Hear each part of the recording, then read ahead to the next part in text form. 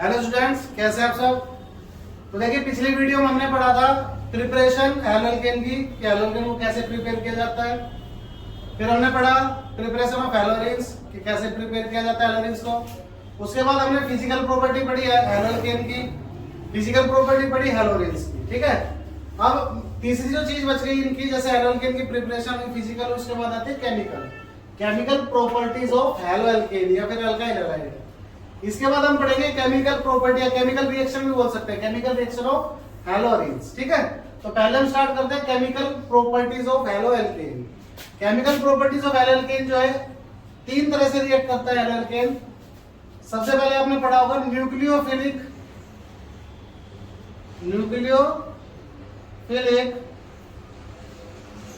Substitution reaction. ठीक है, nucleophilic substitution reaction. Second one is elimination reaction.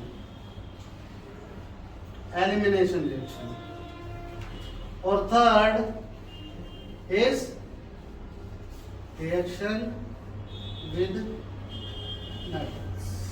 ठीक है, तो जो हैलोअल्केन होता है वो तीन तरह की केमिकल रिएक्शन दिखाता है। सबसे पहले nucleophilic substitution reaction, nucleophile add होगा इसमें। दूसरी एलिमिनेशन रिएक्शन और तीसरी रिएक्शन विद मेटल्स। तो हम बारी बारी इनके बारे में पढ़ेंगे अब कि सबसे पहले हम पढ़ेंगे न्यूक्लियोफिलिक सब्स्टिट्यूशन रिएक्शन क्या होता है। न्यूक्लियोफिलिक सब्स्टिट्यूशन रिएक्शन क्या होता है उसके बारे में सुन लो पहले। देखो, इसमें दो वर्ड है। एक वर्ड है न्यूक्लियो। क्या वर्ड है? न्यूक्लियो। न्यूक्लियो मतलब न्यूक्लियस। और फिलिक वर्ड जो है ग्रीक भाषा का वर्ड है जिसका मतलब होता है लविंग। तो न्यूक्लियोफिलिक का मतलब बन गया न्यूक्लियस लविंग। अब न्यूक्लियस में कौन सा चार्ज होता है? कौन सा चार्ज होता है बेटा? पॉजिटिव। तो positive charge loving. Positive charge loving कौन से चार्ज होंगे? नेगेटिव। तो न्यूक्लियोफिलिक का पूरा मतलब आ गया नेगेटिव चार्ज स्पीसीज। ठीक है, क्या आ गया? Negative charge. तो न्यूक्लियोफाइल या न्यूक्लियोफिलिक कभी भी आपको बोला जाए तो समझ लेना उस पर कौन सा चार्ज है? Negative charge. और सब्स्टिट्यूशन मतलब फिट करना, रिएक्शन मतलब रिएक्शन। जिस रिएक्शन के अंदर न्यूक्लियोफाइल को सब्स्टिट्यूट किया जाता हो उस रिएक्शन को बोलेंगे nucleophilic substitution reaction. Nucleophile substitute करने का मतलब है नेगेटिव चार्ज को सब्स्टिट्यूट करना। ठीक है, किसको सब्स्टिट्यूट करना? नेगेटिव चार्ज को। तो अब आपने क्या करना है? हैलोअल्केन लेना है और हैलोअल्केन में नेगेटिव चार्ज को सब्स्टिट्यूट करना है। अब बात ये आती है कि नेगेटिव चार्ज सब्स्टिट्यूट कैसे होगा? ऐसे होगा, देखो, आपने ले लिया अल्काइल हैलाइड हैलोअल्केन RH। हमें पता है कि इसके अंदर पोलैरिटी होती है। पोलैरिटी क्यों होती है? क्योंकि कार्बन जब हैलोजन के साथ जुड़ता है तो स्लाइटली चार्ज इस पे रह जाता है और स्लाइटली चार्ज इस पे रह जाता है, पूरी तरह से न्यूट्रल नहीं होता है। तो इस पे जो R मतलब कार्बन पे स्लाइटली पॉजिटिव रहेगा और हैलोजन पे स्लाइटली नेगेटिव रहेगा। अब कोई भी न्यूक्लियोफाइल आया लाइक OH नेगेटिव आया तो क्या करेगा? ये इसके नेगेटिव को हटा के उसकी जगह खुद सब्स्टिट्यूट हो जाएगा। ठीक है, इसका नेगेटिव इसने हटाया, नेगेटिव हटा के या उसकी जगह खुद सब्स्टिट्यूट हो गया, तो बन गया ROH प्लस X नेगेटिव। समझ गए? तो न्यूक्लियोफिलिक सब्स्टिट्यूशन का मतलब यही है कि अल्काइल हैलाइड लेके उसको किसी भी रिएजेंट के साथ डाला जाए और रिएजेंट के साथ जब उसको डाला जाएगा तो क्या करेगा? जो रिएजेंट में नेगेटिव पार्ट होगा न्यूक्लियोफाइल होगा उसको सब्स्टिट्यूट कर देगा। किससे सब्स्टिट्यूट करेगा? हैलोजन से। किससे सब्स्टिट्यूट करेगा? हैलोजन से। क्यों? क्योंकि नेगेटिव चार्ज है तो नेगेटिव को सब्स्टिट्यूट कर सकता है। ठीक है, अब इसमें रिएक्शन आती है कई तरह की। जैसे मैं एक दो एग्जांपल दे देता हूं और बाकी आप डिस्क्रिप्शन में देख सकते हो, बाकी आपको मिल जाएंगे। ठीक है, सिंपल एक दो एग्जांपल लिख देता हूं आपके लिए फटाफट।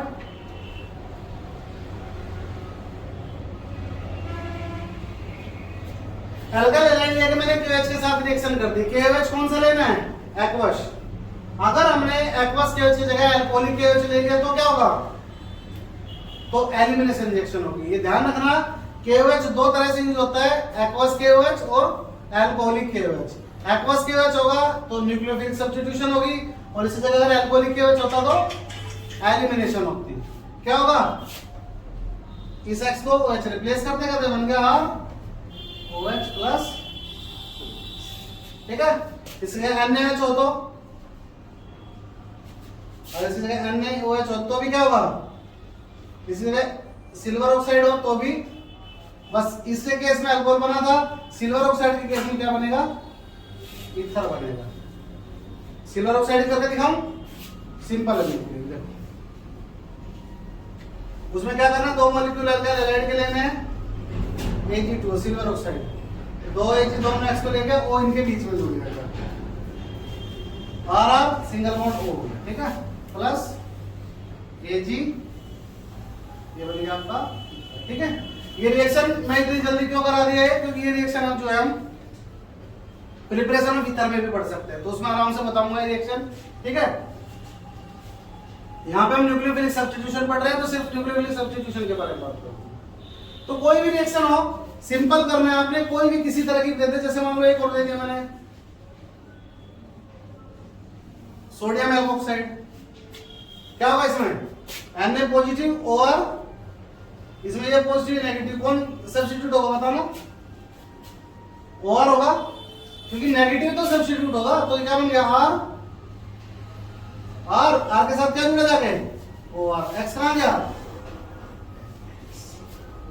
समझ गए हम। तो क्या करना है, अल्काइल हैलाइड को रिएक्ट कराना है किसी भी रिएजेंट के साथ, तो रिएजेंट का जो नेगेटिव पार्ट होगा वो सब्स्टिट्यूट हो जाएगा, ठीक है। तो न्यूक्लियोफिलिक सब्स्टिट्यूशन रिएक्शन होती यही है कि एक स्ट्रॉन्गर न्यूक्लियोफाइल अगर वीकर न्यूक्लियोफाइल को डिस्प्लेस कर देता है तो वो रिएक्शन न्यूक्लियोफिलिक सब्स्टिट्यूशन कहलाती है। और भी एग्जांपल है, NaSH, SH क्या होता है, थायोल्स, जैसे OH अल्कोहल होता है, ये थायोल, थायोल मतलब थायो अल्कोहल होता है, तो इसमें Na पॉजिटिव है और SH नेगेटिव है। जब इसके RX के साथ करोगे तो क्या बना, वो बताओ क्या बनेगा, हाँ क्या बता रहा हूं मैं, न्यूक्लियोफिलिक सब्स्टिट्यूशन क्या हो रहा है, न्यूक्लियोफिलिक सब्स्टिट्यूशन रिएक्शन में हैलोजन का जो नेगेटिव पार्ट है वो दूसरे रिएजेंट के नेगेटिव पार्ट से सब्स्टिट्यूट हो रहा है। तो आपको ये समझ नहीं आ रहा कि NaSH में Na पॉजिटिव और SH नेगेटिव, तो क्या बन जाएगा, RSH प्लस, जो भी नेगेटिव पार्ट हो, हर किसी में मैं वही कर रहा हूं, जो भी नेगेटिव पार्ट है वो X की जगह सब्स्टिट्यूट हो रहा है, बस आगे समझ। अब इसके बाद इसके ऊपर एक क्वेश्चन आता है जो साइनाइड से रिलेटेड है, वो क्या है, वो भी देख लो एक बार। Alkyl halide area RX plus इसके अंदर डाल दिया KCl, ठीक है, द प्रेजेंस ऑफ कोई भी अल्कोहल होता है,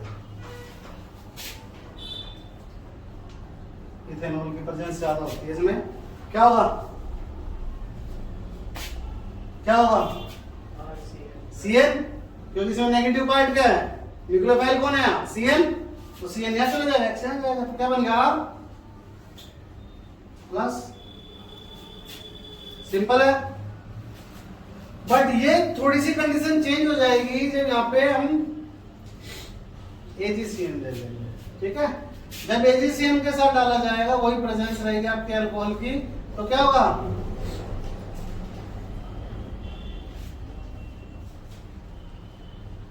क्या फर्क हुआ दोनों में, इसमें बना साइनाइड, क्या बना साइनाइड या फिर नाइट्राइल भी बोलते हैं, और इसमें बन गया आइसोनाइट्राइल। N से जब लिंकेज होती है तो उसको आइसोनाइट्राइल या फिर आइसो साइनाइड बोलते हैं।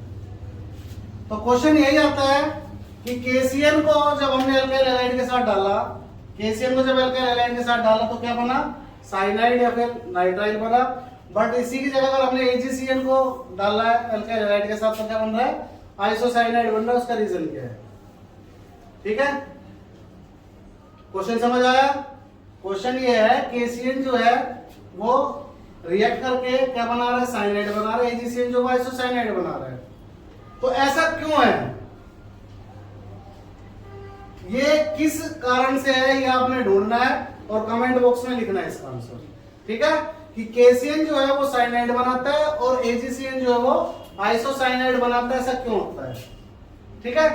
अगर नहीं मिलेगा या आप लोगों ने गलत जवाब दिया तो इसका जवाब मैं नेक्स्ट वीडियो में आपको दूंगा। इसी तरह से इसमें एक और केस है वो देख लेते हैं साथ साथ। KCN की जगह अगर मैं यहाँ NO2 ले लूं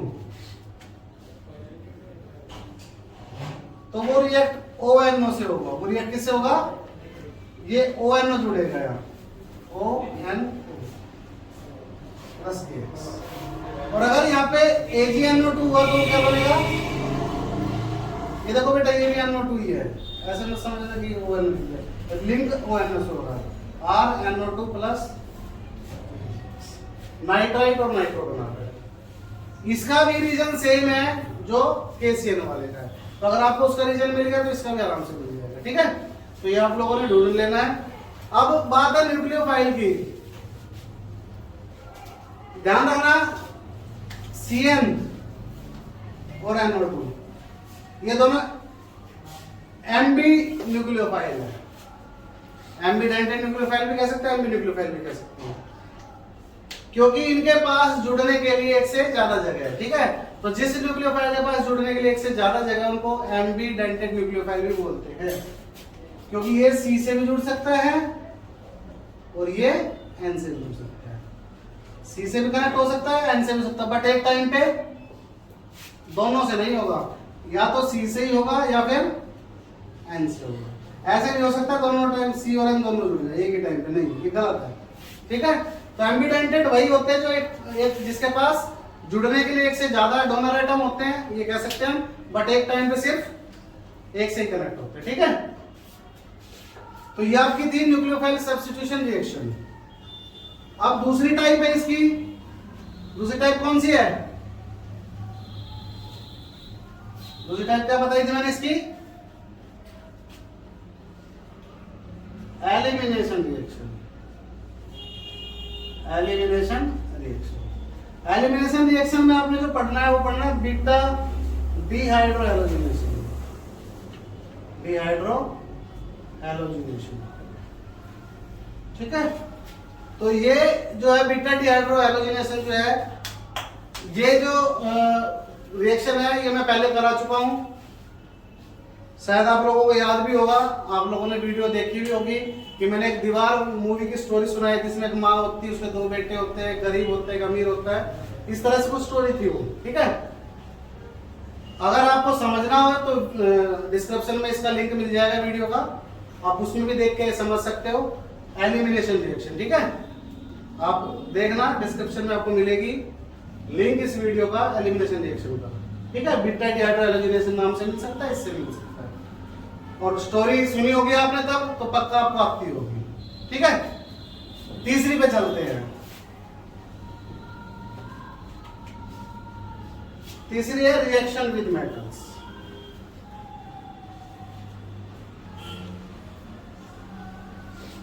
कोई भी ऑर्गेनिक कंपाउंड जब मेटल के साथ मिलता है तो ऑर्गेनोमेटल्स बनाता है, तो ध्यान रखना एलो एल्केन या एल्काइल हैलाइड जब मेटल के साथ रिएक्ट करेगा तो ऑर्गेनोमेटल्स ही बनाएगा। इसकी सबसे पहले रिएक्शन है रिएक्शन विद Mg, मैग्नीशियम के साथ। तो एल्काइल हैलाइड लेके मैग्नीशियम के साथ रिएक्शन करना, Rx प्लस Mg, किसकी प्रेजेंस में? Dry ether. यहाँ पे एक बात का और ध्यान रखना, हमने क्या ध्यान रखना है कि एल्काइल हैलाइड मतलब एलो एल्केन जब भी किसी मेटल के साथ रिएक्ट करेंगे हमेशा ड्राई ईथर की प्रेजेंस में रिएक्ट करेंगे। ठीक है, एल्काइल हैलाइड जब भी किसी मेटल, कोई भी मेटल हो सकता है, किसकी प्रेजेंस रहेगी हमेशा? ड्राई ईथर की। देखो इसमें क्या बना, R Mg, Rx था, Mg इसके बीच में चला गया, इसका नाम है ग्रिग्नार्ड रिएजेंट। क्या नाम इसका? ग्रिग्नार्ड रिएजेंट, या फिर alkyl magnesium halide. Alkyl magnesium halide या फिर ग्रिग्नार्ड रिएजेंट। इसको सबसे पहले परफॉर्म किया था किसने? विक्टर ग्रिग्नार्ड ने इन 1900। ठीक है, और इस रिएक्शन के लिए उनको नोबेल प्राइज भी मिला 1912 के अंदर, 1912 में नोबेल प्राइज मिला। विक्टर ग्रिग्नार्ड ने इसको सबसे पहले परफॉर्म किया था, इसलिए इस रिएजेंट का नाम भी क्या रख दिया गया? Grignard reagent. आप देखोगे पूरी ऑर्गेनिक के अंदर ग्रिग्नार्ड रिएजेंट का एक इंपॉर्टेंट वो है, वर्क है, ये काफी रिएक्शन में आपका यूज किया जाएगा। तो ध्यान रखना, अगर कोई पूछे ग्रिग्नार्ड रिएजेंट का फॉर्मूला तो ग्रिग्नार्ड रिएजेंट का क्या फॉर्मूला है? RMgX। और एल्काइल कोई भी कार्बन हो सकते हैं, 2 3 4 5, एक्स मतलब कोई भी हैलोजन हो सकता है। ठीक है, ये तो थी रिएक्शन विधान जी। एक आपने पढ़ी होगी 11th क्लास में वुड्स रिएक्शन। कई लोग इसको वुड्स रिएक्शन बोलते हैं, कई लोग इसको वर्ज रिएक्शन बोलते हैं, कई वुड्स रिएक्शन बोलते हैं। वो आप देख लेना आपको क्या बोलना है। ठीक है, अब जाहिर सी बात है रिएक्शन विद मेटल है तो एल्काइल हैलाइड मेटल के साथ रिएक्ट तो करेगा इसमें भी। चलो भाई करवा देते हैं। एल्काइल हैलाइड ले लिए, बट इसमें ध्यान रखना 2 एल्काइल हैलाइड लेंगे और इसमें रिएक्शन होती है किसके साथ? सोडियम मेटल के साथ। और मैंने क्या बताया था कि एल्काइल हैलाइड जब भी किसी मेटल के साथ जुड़ेगा प्रेजेंस किसकी रहेगी? ड्राई ईथर की प्रेजेंस रहेगी।